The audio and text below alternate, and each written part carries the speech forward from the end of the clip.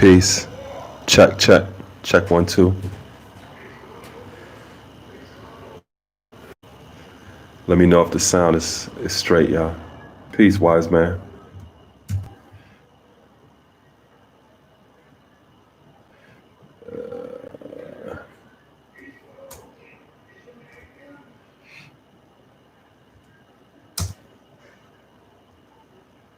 Yeah.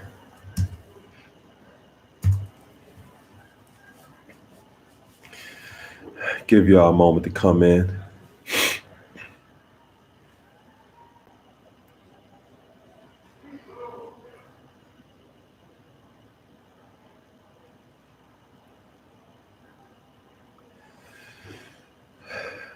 So today I was going to be building about not just our mathematics, today being the 13th, or knowledge and understanding, but also mastership, mastery, and that being an important aspect of our growth and development.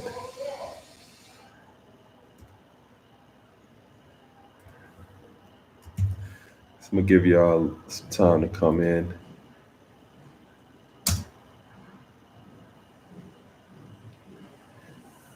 Before I start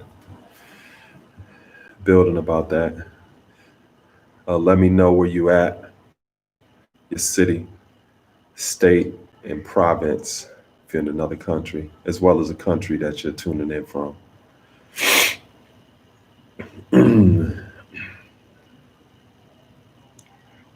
Peace, divine.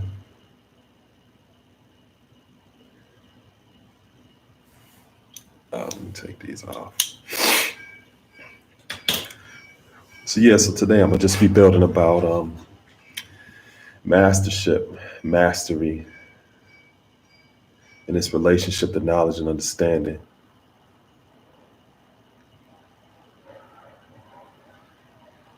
And this is a topic that's not only important for us as adults, but definitely something important to be able to communicate to our children. Peace. Because a lot of times, goal setting or striving to execute, take things from knowledge of born, take things from inception to conception.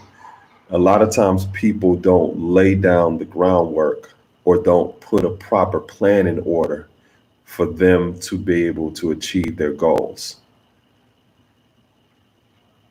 It's almost like, especially with a lot of younger people, they just think or believe that somehow they're going to end up where they desire to be,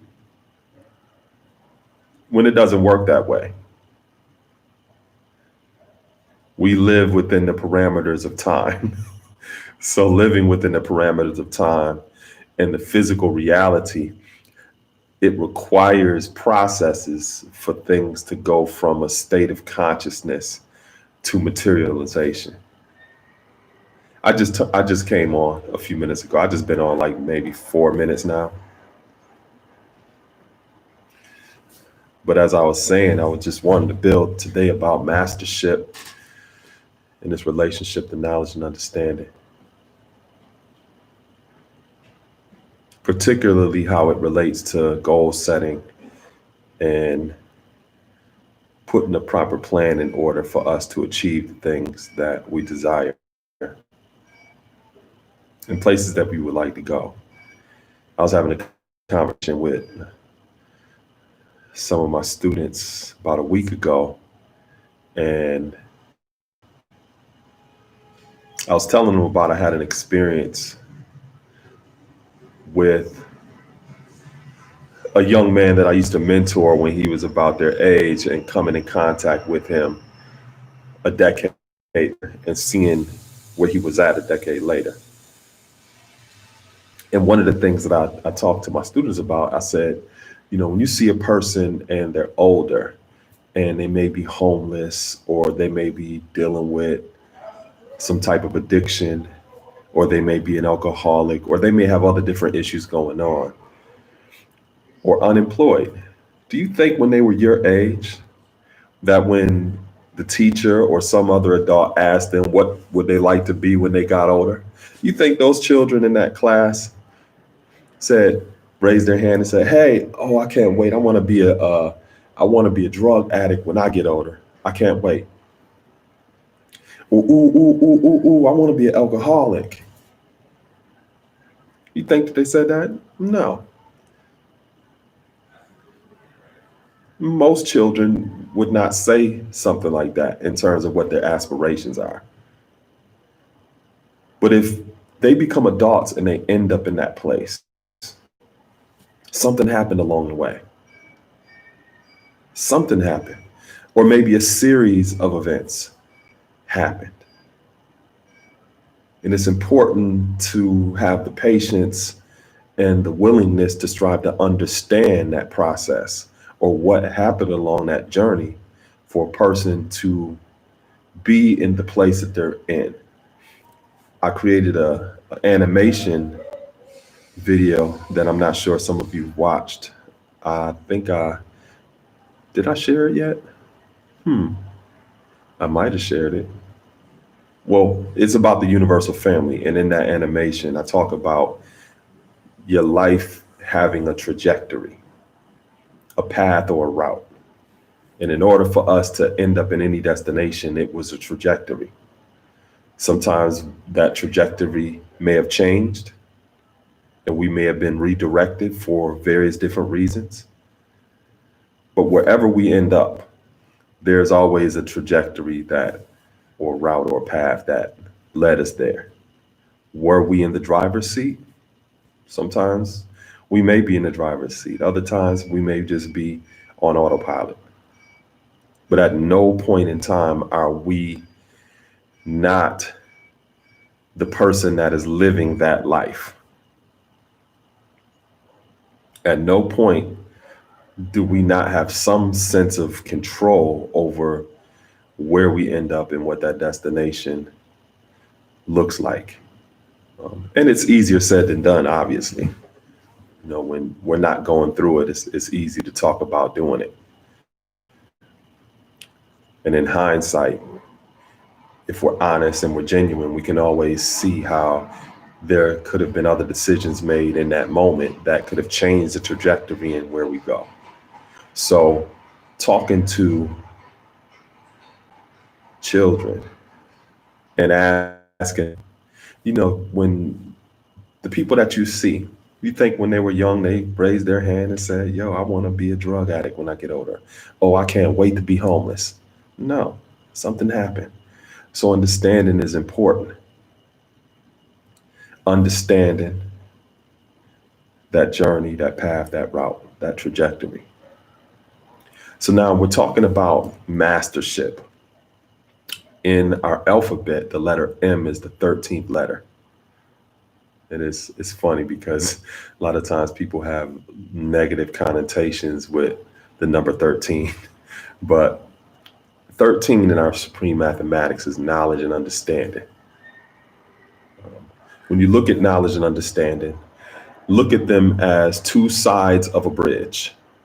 In order for you to get from knowledge to understanding, the bridge that you cross must be wisdom, must be right discernment. In other words, no matter what you know, no matter what you are aware of or conscious of, it would be impossible to actually understand it if there wasn't only wisdom that was present to conjoin knowledge and understanding. Meaning, you have to have some experience. You have to make some decisions based upon what you know in order for you to see if it is what it ultimately is, not what it appears to be. So the relationship between knowledge and understanding is wisdom, it's experience, it's discernment, it's judgment. It's going through life and experiences in order for you to truly test what it is that you know or what you've been made aware of. So when you can join knowledge and understanding, when it becomes 13, and you take it to that 13th letter in the alphabet, which is M, that represents master. So when you look at master by definition, it means one who not only has a sense of control, but it also means one who has been proficient in a certain skill set or certain task. Proficiency, right? Those of you who are in various different domains or professions, one of the things that you may have heard before is the concept: if you put 10,000 hours into a certain task, then that allows you to have a certain degree of mastership or mastery over that. That actually from a book by a guy by the name of Malcolm Gladwell. The book is Outliers, and it's about success.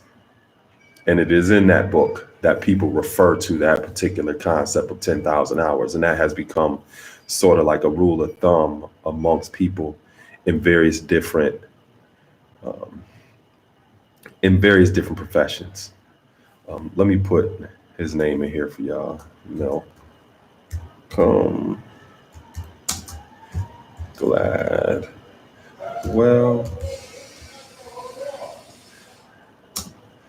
And the book is called Outliers, the story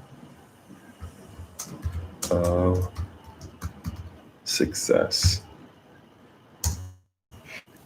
Okay, so Malcolm Gladwell, he wrote this book, and people oftentimes refer to that book when they talk about the concept. When you put 10,000 hours in, that's when you really become proficient or skilled enough in a certain task where you become a master. And in order for him to come up with that, he did certain tests and collected data and all of that. So if we're going by that particular standard, if we're talking about that as a particular standard in terms of time, if we are at least 30 years old, we put 10,000 hours into something. We're a master at something in our life. The challenge is, a lot of times, is being able to direct that time, that attention, and those finances into something that we want to gain a sense of mastery over, a certain skill set. Sometimes we may live in communities where there is a chronic scarcity of resources. So we may not have access to certain things. So to be able to become a master in a certain task or a certain profession or a certain skill, that may not be accessible to us. So we have to find other creative ways in order to gain a sense of mastery over whatever task or profession or skill that we want to perfect. That's also one of the reasons why people talk about being without is the mother of invention, because that state births a degree of creativity and manifestation that people typically in environments where they have privilege or they have entitlement or accessibility to a lot of things, they may not have that same sense of ambition or drive in order to get those things. And even when you look at the boxing profession, usually the best boxers come from places where you see the most hardship.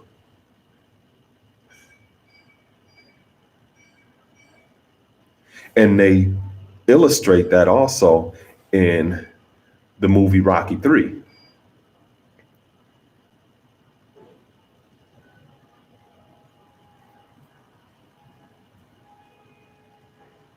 When he was fighting Clubber Lang, when he was fighting Mr. T. When you watch that movie Rocky, Mr. T, he didn't have no trainer like that. Whenever they showed him training, he was by himself. He was getting it from the mud. And whenever they would cross-reference his training and his experience with Rocky was living off the fat of the land. He was chilling. He was, sparring and stuff like that, and had like the press there and everything. And he was really living it up in his mansion and all this other stuff. Every time they showed you Clubber Lang, this dude was hard body. So you can see why Rocky lost that first fight.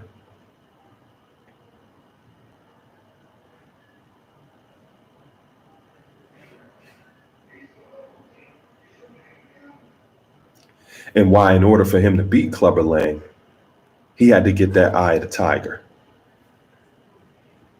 He had to go back and get it from the mud in order for him to have that right mindset, in order for him to face that type of opponent.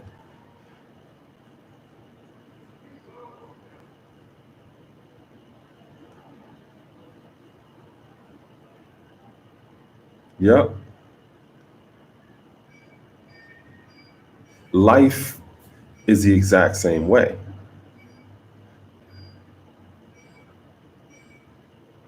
So mastership, being able to put that time, that effort, that energy, and those finances into various different things requires sacrifice, discipline, and consistency. Again, we put 10,000 hours into something, but how intentional are we with the way we direct that time, that attention, and also those finances? How consistent and disciplined are we with those particular things that we say is important to us, whether it's in entrepreneurship or business that we say that we want to start, whether it is working on something creatively, whether that is visual art, whether that is musical, whether that is painting or sculpting, any of those various different forms of art. How much time do we really invest in that? But yet we say we want to be masters. We want to be very skilled at that craft.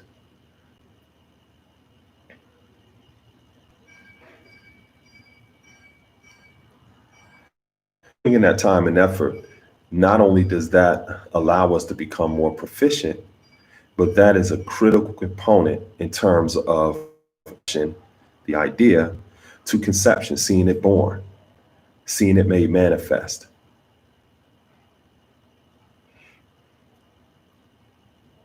And that's one thing that a lot of times, not only us as adults, but a lot of times our children don't understand that. You have a lot of boys right now in a lot of our inner cities or also in rural communities who want to go to the NBA. But when you ask them when was the last time they picked up a basketball, it might have been 2 days ago. You ask them when was the last time that they checked out a documentary on this particular athlete, or if they read a book about this particular athlete's journey. They ain't doing no research and putting time in like that. They just think they're going to go to the NBA. So here's the thing. We talk about mastership or the ability to be proficient or skilled in a particular area.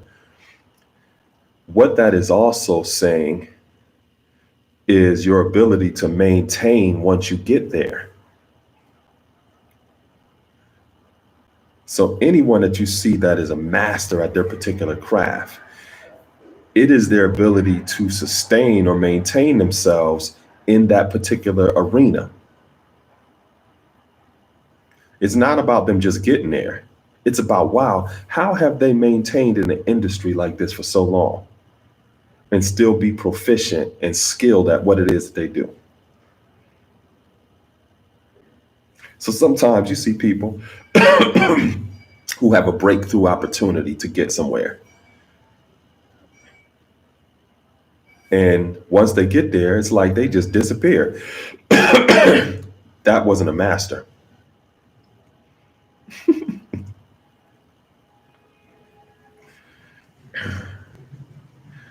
That wasn't a master. A master demonstrates the level of proficiency and skill that allow them to sustain and maintain themselves. Well, why would I say that? Because when you look at knowledge and understanding, 1 and 3, it equals 4, which is culture. Culture is your way of life. So as a master, you can see that this mindset, this type of mentality is central to their way of life. That's how they live. It's not just getting there, it's how they live.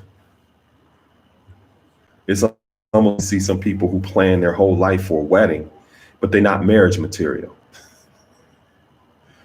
They have this big elaborate wedding, and then the marriage lasts a couple of years, a few years.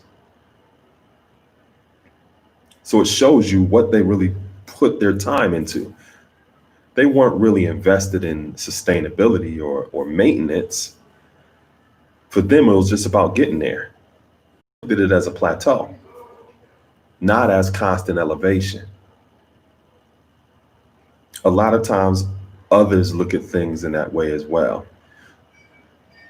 So because membership functions according to time, a part of mastership is preparing for grandmasters. What do I mean? What do I mean by that?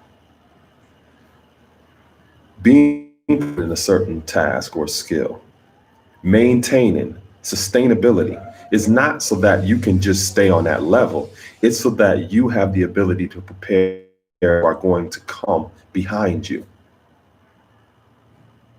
So as a master, your job is also to prepare for the grandmaster that is coming behind you. If you watch Star Wars, this is a consistent theme that you see throughout the Star Wars films. That whoever they looked up to as a Jedi master was responsible for that was going to be more proficient, more skilled, and more of a master than them, a grandmaster. That assures sustainability and maintenance. True indeed, Infinite. Healthy, strong, and good breeder. To be able to perpetuate and to continue that legacy or lineage that you were entrusted with.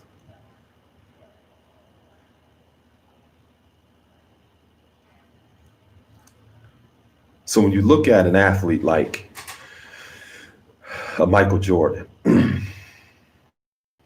his trajectory in life, his path in life wasn't for him to just go through his journey and to be on a pedestal somewhere at a plateau, and that's where it ends.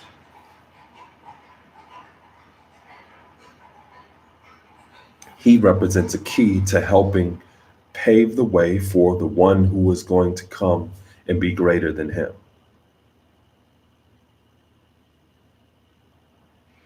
Now, there's always debate about that. You know, you have some people who say, yeah, he did pave the way for others who have become greater than him. You have those who still feel as if the second coming hasn't come yet. But either way, the greatness of a master is in their ability to prepare for the grandmaster.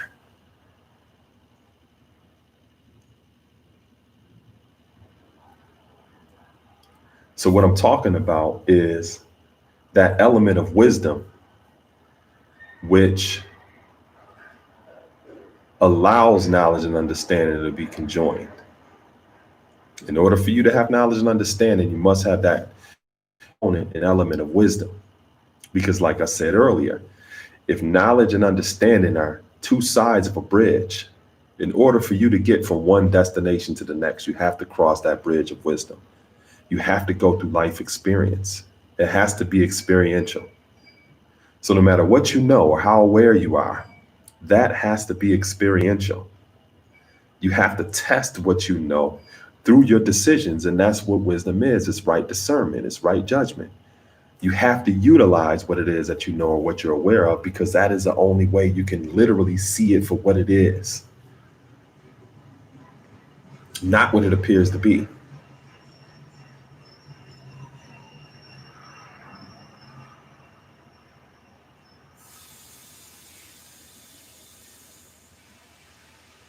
So mastership not only requires that discipline, that consistency, sacrifice, it requires a lot of other different elements as well. In order to be a master, you have to have a level of humility. And one of the things that I've said, and I will consistently say, when we don't understand humility, we are going to be forced to be humbled over and over and over again. So, in order to be proficient or skilled at anything, you have to have a student's mindset. You have to have a sense of humility. You have to be open and willing and able to learn, which means you have to have the right attitude and the proper aptitude. True indeed, Infinite. You got to have the right attitude and the proper aptitude. Because if your aptitude is low, you ain't gonna learn nothing. If your attitude is shitty, you're not gonna learn nothing that way either.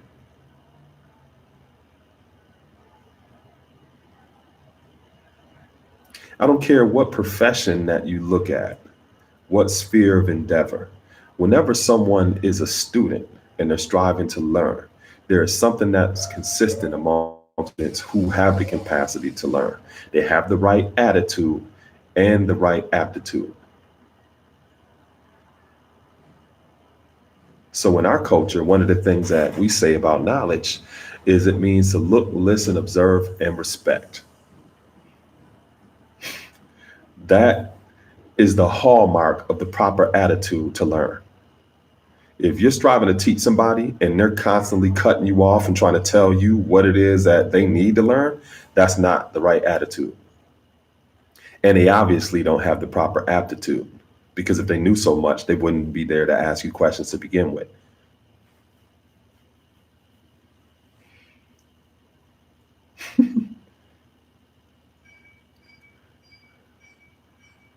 People reach out to me every single day from around the world asking about knowledge itself. They see the videos and stuff that I put up or the articles that I've written, my books, and they reach, I mean, from everywhere around the world. People ask me about knowledge itself. How can they learn this? How can they learn that?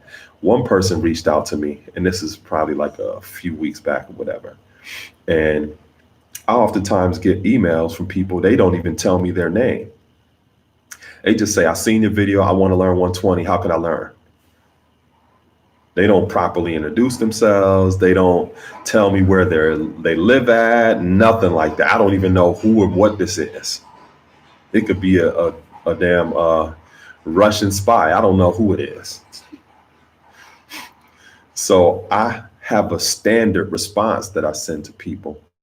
And then from there, I take the opportunity to engage people more on a personal level. So in that standard response, I send to people, I typically, thank them for reaching out. And I ask them to please formally introduce themselves. And in formally introducing themselves, I ask them, what is your name? What's your gender? I don't even know what that is. How do you define yourself in terms of ethnicity and nationality? What is your age? What is your profession? What's your household composition? Things to just give me a basic sense of their humaneness. Right? What are the social media handles so that I can go and I can compare and contrast what they're saying with how they're functioning on social media? I don't know who these people are a lot of times. So a few weeks ago, I sent a standard response, and the person's response to me after I sent it was, I feel uncomfortable with you asking me all these kind of personal questions and all this other stuff. And I'm like, I'm like, ma'am, this is what I'm saying in my head. Ma'am, you reached out to me. How personal it is to ask me to teach you about a culture, an entire way of life. Do you know how intimate and personal and sacred that is to me? That you want me to give that to you, but you don't even want to tell me your damn name or where you live at or anything like that. What? Attitude. Even if I wanted to try to teach this person doesn't even have the right attitude and aptitude to learn anything. You came incorrect.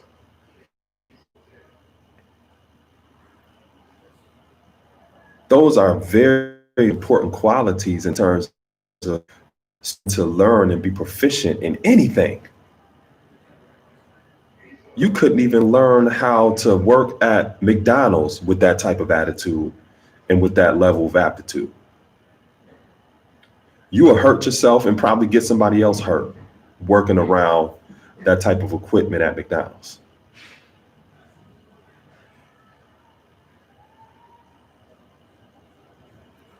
But yet you have people who say that they want something.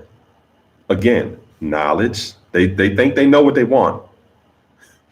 And they think they can see it or understand what it is, but they haven't gone through the experience. They haven't made the wise decisions in them to get to the point of seeing it for what it is, not what it only appears to be. So a lot of times, even when some of you are watching these videos, it may appear to be a certain way, this culture. I strive to always be transparent and genuine about the practical aspect of this way of life, because that's what ultimately got me interested in wanting to learn about the 5% nation, not the cryptic talk where people's using these words and not explaining to you what they mean, not people walking around with shades on, striving to act like they, got swag. No, none of that shit was attractive to me. It was just the practicalness about this. So in all that I do, I strive to demonstrate the practical aspect of this culture, not all of the other stuff that people strive to hide behind, because it's not that. It ain't no gang shit. If y'all are on social media and you see people, posturing and doing all this other stuff like they in the streets, no, that's not what this is. If you really have knowledge of yourself and you really understand what this is and you are living this culture, you're as far away from crime as you can be. When the father was here and he had some of the young boys coming and skipping school and stuff to be around him and to learn, he was like, yo, you need to go to school. And if you're not going to college, you need to get you a trade, a skill, so that you can be proficient in what it is that you can do, so you can take care of yourself and your family. The less skills that you have, the less proficient you are in certain things, it puts you in a position where now you may have to turn to a life of crime because you've undermined your ability to make a living for yourself. That's one reason why a lot of times you see people who may have not gone to college, they may have not developed certain skills, or they may have not been proficient in certain things. They may have took a trajectory through a life of crime in the streets, but they may have changed and became entrepreneurs. Thankfully. But when you see people out here striving to associate the 5% with some type of street shit, no, that's not what we do. I'm a human rights commissioner for my city. I'm appointed in that position by my city council. You think I got one foot in the street and I'm serving as a human rights commissioner for my whole municipality? Hell nah.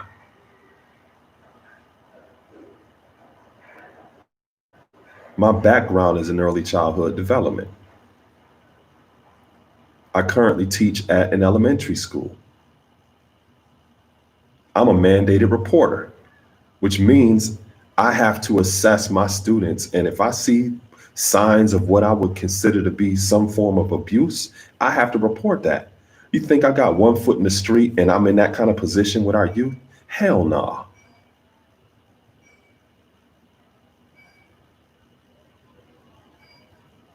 So when you see dudes that's on here talking that street shit and trying to act like this is, no, that's not the 5%. No.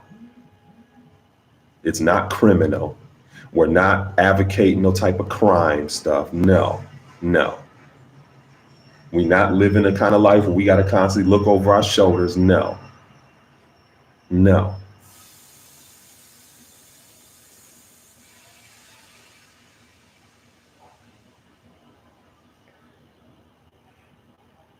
Peace, L. I see you.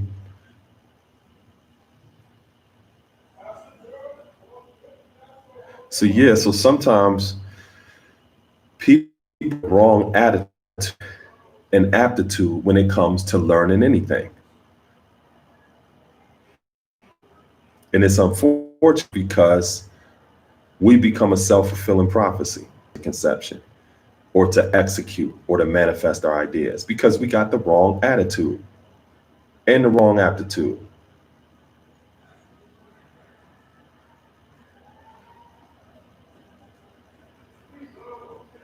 The other day on social media, I posted about materialism because I oftentimes see some of our people who associate success or proficiency, going back to the mastership, with the objects that they've collected. And I'm like,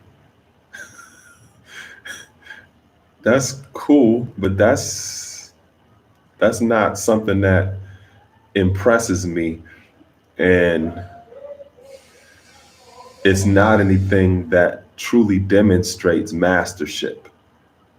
Because again, when you're really talking about a master, that is a person who has the propensity to pave the way for the grandmaster to come behind them. Their knowledge and understanding creates a culture that others have the capacity to embrace.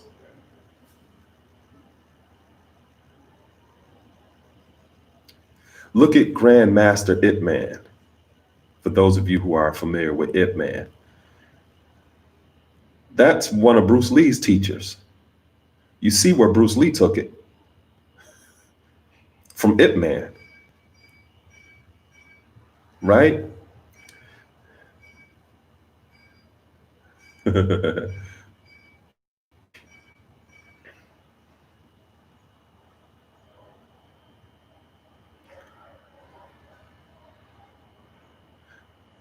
Whether it's finances or whatever, that is a vehicle to help you enrich or empower the lives of other human beings.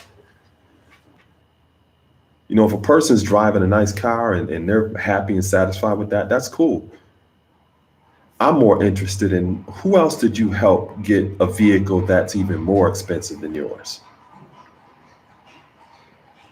I want to know how that vehicle literally is used to help enrich the lives of other people. That's what I'm more interested in. To me, that is more of a sense of mastership and proficiency and help support in that kind of way. One of the things that my old dad always told me, and sometimes now and then he'll bring it up. He said, in all of my years, and he's in his 70s, in all of my years, I've never seen a U-Haul attached to a hearse. Meaning you're not physically taking these things with you when you're gone. A true legacy, a true lineage is enriching the lives of others, even when you're no longer physically here.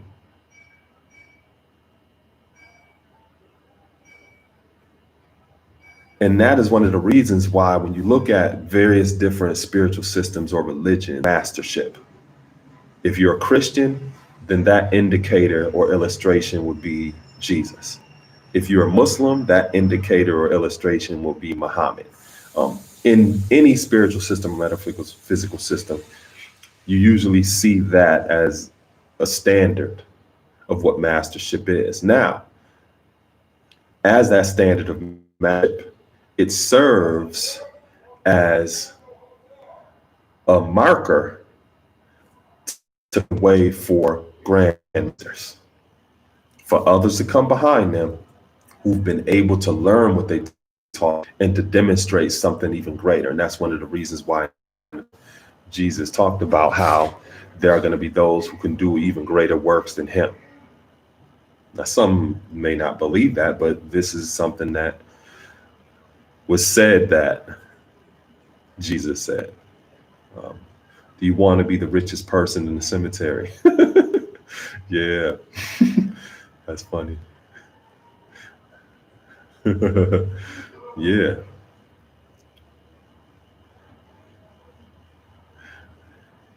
Yep. And in terms of transcendent poverty, you have to first transcend that in your mind. Refinement, and is not a savage of happiness. So pursuing happiness is that's within. There's nothing to pursue outside of you.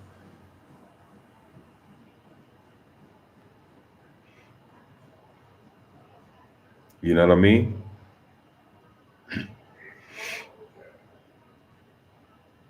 So if you have knowledge, wisdom, understanding, codes.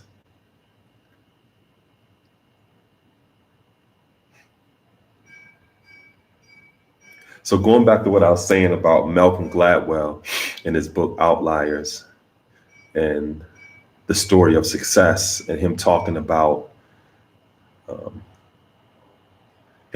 about it requires like 10,000 hours for you to invest in learning something.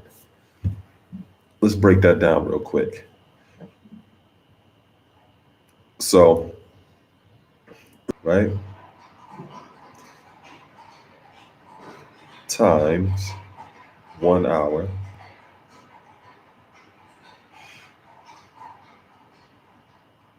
or let's say you 10 years, right?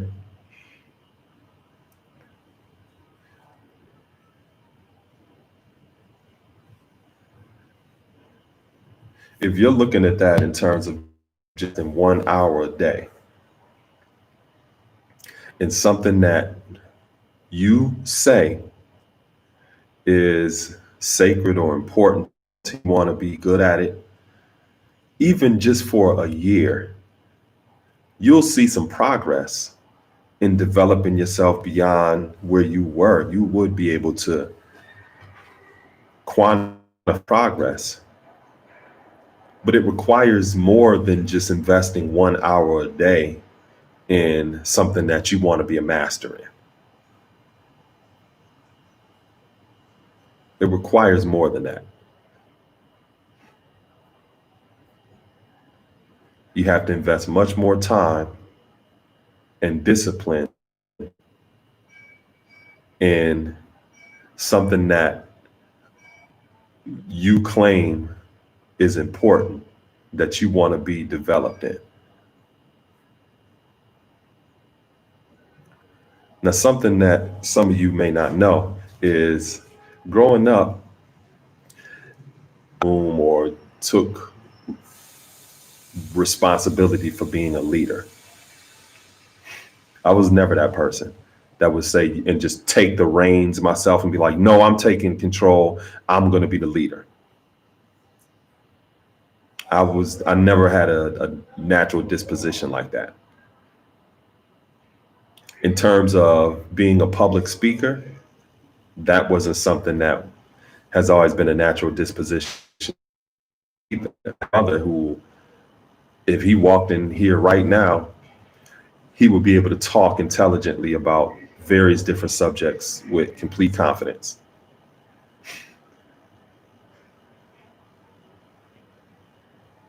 Whether I was on a sports team, I was always looked towards as a person that has natural leadership. It was never me stepping up saying, I'm going to do this. I've always been that type of person of the people in that type of way. Love, I'm going to answer you in 1 second once I finish this. But there were other things that I had to learn to bring balance to that didn't come as natural, but I had to work at and put more effort into than maybe other things. And that's a very, very important thing to understand, because that is a part of the wisdom that I said is that conjoins knowledge and understanding. So if knowledge and understanding is 1 and 3, the bridge or the connection between knowledge and understanding is its experience. But I had to learn and develop those areas of my life to help bring balance to the things that come much more natural to me. So some of you look like, damn, he's a natural public speaker. I don't see myself as doing that naturally. I've had to practice, I've had to learn through effort and experience in order for me to learn how to develop in this way. And that naturally came along with the trajectory that I was on. So I didn't say, oh, that's just not how I am. I can't do it. Some people do that. And some of our Christian family says, block our own blessings, undermine our own efforts. But it's through wisdom that I realize that these are things that I have to have more experience in, because I rightly discern that that is going to help me gain a better. So you have to have an honest and genuine assessment of your time. How do you invest your 24 hours? You have to have a very practical assessment of your time. You have to take an inventory of your time.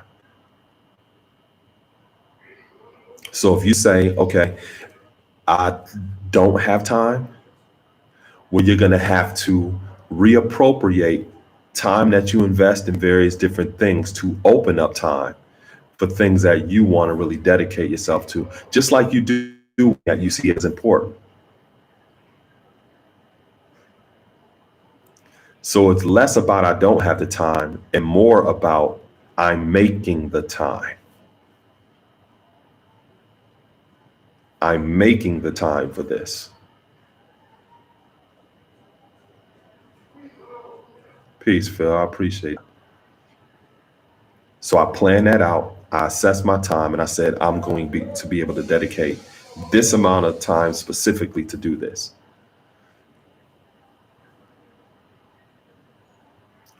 So that's where the balance comes in. You don't want to burden yourself. You don't want to spread yourself too thin. But in order for you to do that, the same way that you would budget throughout your month for your expenses, you have to budget your time.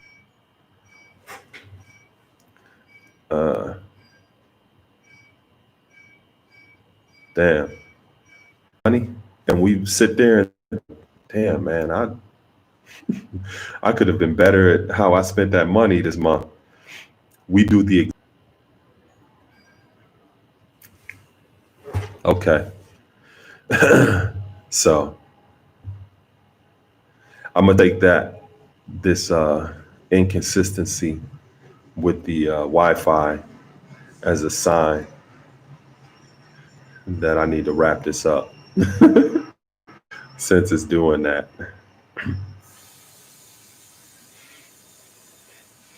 But willfully, I shared enough earlier in the broadcast that y'all can go back and check out of my bathroom remodel for my Atlantis, and it's coming out pretty dope.